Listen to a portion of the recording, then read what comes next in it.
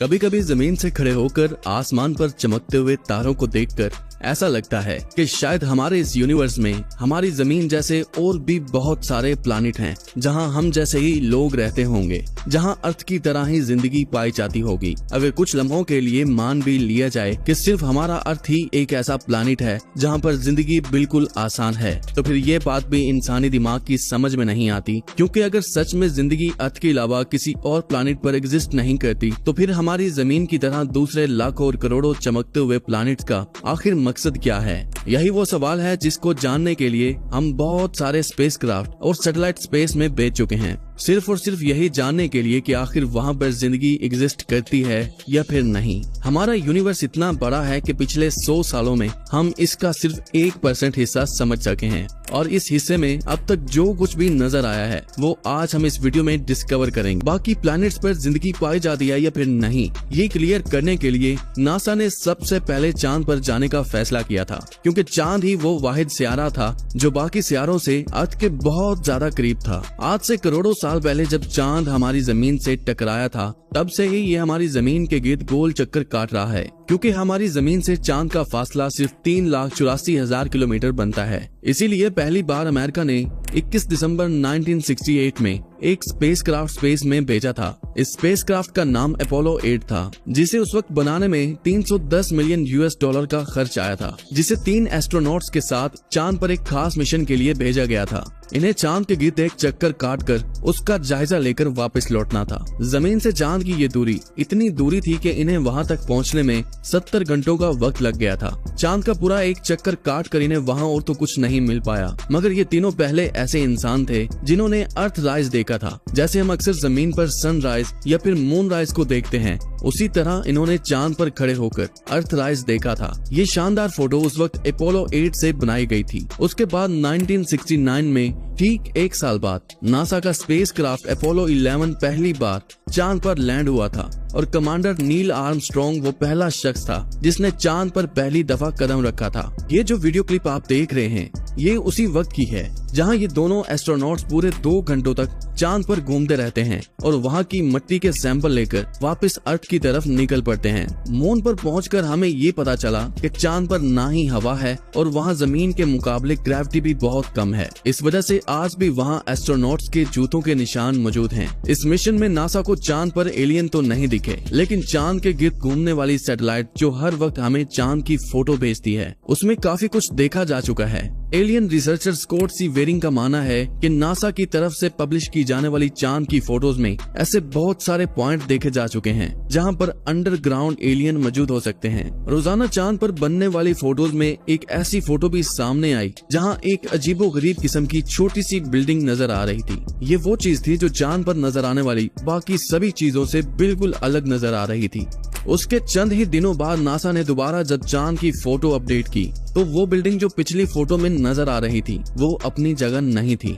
Scott का मानना है कि अगर चांद पर कोई एक्टिविटी नहीं हो रही तो आखिर कैसे वो चीज अपने आप वहां से गायब हो गई। इसके अलावा साइंटिस्ट को चांद की डार्क साइड पर, यानी वो साइड जो हमें जमीन से कभी नजर ही नहीं आई, वहां उन्हें बहुत बड़ा मिस्टीरियस एरिया दिखाई दिया जो चांद के बाकी हिस्से से काफी ज्यादा डिफरेंट था। साइंटिस्ट का मानना है कि चांद का यह हिस्सा 43,000 स्क्वायर किलोमीटर पर फैला हुआ है, और ये उस मिट्टी से नहीं बना हुआ जो नील आर्म चांद से लेकर लौटा था, बल्कि ये साइड मुकम्मल तौर पर मेटल से बनी हुई थी। साइंटिस्ट का मानना है कि आज से करोड़ों साल पहले जब चांद जमीन से टकराया था, तब एक बहुत बड़ा ब्लास्ट हुआ था। तभी यहाँ का टेम्परेचर इतना बढ़ गया होगा जिस वजह से एक बहुत बड़ा रिएक्शन हुआ होगा और ये मेटल चांद पर ही रह गया होगा। पिछले कई सालों से चांद ने स्पेस से गिरने वाली बहुत सी एस्टेरॉयड की मार को भी झेला है। इसी वजह से इसकी सतह पर बहुत सारे गड्ढे दिखाई देते हैं। अगर चांद के अलावा हम मार्स की बात करें, जो चांद के बाद दूसरा जमीन का सबसे करीबी सियारा है, तो हम अभी तक वहां 21 स्मार्ट रोबोट्स बनाकर भेज चुके हैं। वो मार्स जिसको रेड प्लैनेट भी बोला जाता है,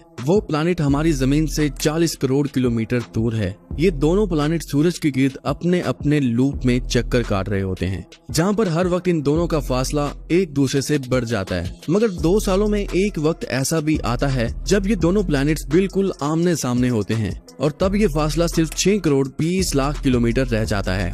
इतना फासला कि अगर हम अर्थ के 20,000 चक्कर काटें तो तब ये फासला पूरा होगा। जमीन से मार्स तक अभी जो भी रोबोट्स भेजे गए हैं उनको वहां तक पहुंचने में 7 महीनों का वक्त लग गया था।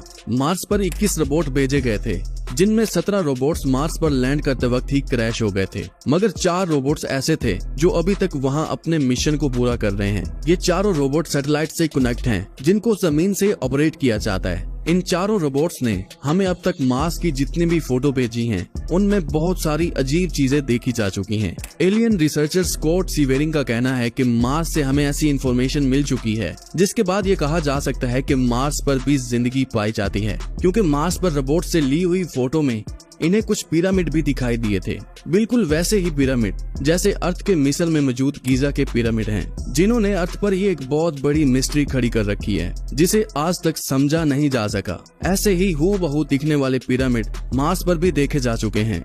मार्स की इन रोबोटिक फोटो में बहुत सारे पत्थर देखे जा सकते हैं, मगर इनमें जो पत्थर सबसे अलग दिखता है, जिसकी शक्ल बिल्कुल गीजा के इन्हीं 3 पिरामिड जैसी है, जिसे देखकर ऐसा लगता है कि किसी ने खास तौर पर ये छोटा सा पिरामिड अपने हाथों से बनाया होगा। स्कॉट का मानना है कि मार्स पर छोटे छोटे कद वाले एलियन मौजूद हो सकते हैं, जिनकी तादाद मार्स पर बहुत कम है, जिन्हें अभी रोबोटिक कैमरा देख नहीं पाया। क्रिस्टो रोवर वो रोबोट जिसको बनाने में नासा के $2.5 बिलियन खर्च हुए थे, उसने मार्स पर लैंडिंग के बाद धड़ाधड़ फोटो बनाकर हजारों फोटो अर्थ पर भेजी थी। इस फोटो में पहली दफा ऐसा देखा गया था, जो बहुत ज्यादा अजीब था। इन रोबोटिक कैमरा से ली हुई ज्यादा वायरल होने वाली फोटो वाइकिंग 1 ने बनाई थी, जिसमें मार्स पर एक बहुत बड़ा फेस देखा जा सकता है। कई लोगों ने इसको इत्तेफाक समझा, मगर कई साइंटिस्ट का ये मानना है कि हजारों साल पहले मार्स पर भी कुछ लोग रहा करते होंगे, जिन्होंने ये स्टैचू बनाया होगा। 2015 में क्रिस्टो रोवर की एक और फोटो बहुत तेजी से हलचल मचाती है, जिसमें मार्स की सतह पर एक हड्डी बड़ी हुई दिखाई देती है। इसको देखकर ऐसा लगता है कि जैसे ये किसी छोटे से हाइट वाले एलियन की बहुत पुरानी हड्डी थी और वक्त के साथ साथ पूरी तरह से ये गल चुकी थी। लेकिन 2016 में मार्स से आने वाली इस फोटो ने सबको हिला कर रख दिया था, जिसमें मार्स की सतह पर एक खोपड़ी पड़ी हुई देखी जा सकती है। इसको देखते ही एलियन रिसर्चर्स का पूरा यकीन था कि मार्स पर कुछ सालों पहले एलियन रहते थे, या फिर यहाँ अभी भी एलियन का बसेरा है। और यही बात नासा ने भी डिक्लेयर कर दी थी कि मार्स पर किसी दौर में जिंदगी मौजूद थी। अभी इसी फोटो पर रिसर्च हो रही थी कि मार्स पर क्रिस्टो रोवर की एक और फोटो ने नासा के सभी साइंटिस्ट को पूरी तरह से उलझा कर रख दिया था। इस फोटो में ऐसा पत्थर दिखाई दिया जिसकी शक्ल अर्थ पर मौजूद हूबहू मछलियों जैसी थी। चारों रोबोटिक कैमरा की मदद से ये तो पता चल गया था कि मार्स जमीन से भी पुराना है और यहाँ किसी दौर में लगभग अरबों साल पहले, जब हमारी जमीन पर जिंदगी मौजूद नहीं थी, यहाँ पर जिंदगी मौजूद हुआ करती थी और ये अर्थ की तरह ही हरा भरा हुआ करता था। यहाँ पर अभी भी हवा मौजूद है और यहाँ ग्रेविटी भी हमारी जमीन की तरह ही है और यहाँ समंदर भी हुआ करते थे, जिनके होने की निशानियां इन फोटो में देखी जा सकती हैं। कई रिसर्चर्स का ये भी कहना है कि ये समंदर अभी भी मार्स की सतह के नीचे दबे हुए हैं। 2014 में मार्स रोवर ने रात के वक्त एक ऐसी फोटो बनाई जिसको देखकर यह कहना गलत नहीं होगा कि मार्स पर अभी भी एलियन का बसेरा है, क्योंकि इस फोटो में चट्टान के अंदर से एक अजीबोगरीब लाइट निकलती हुई दिखाई दे रही थी।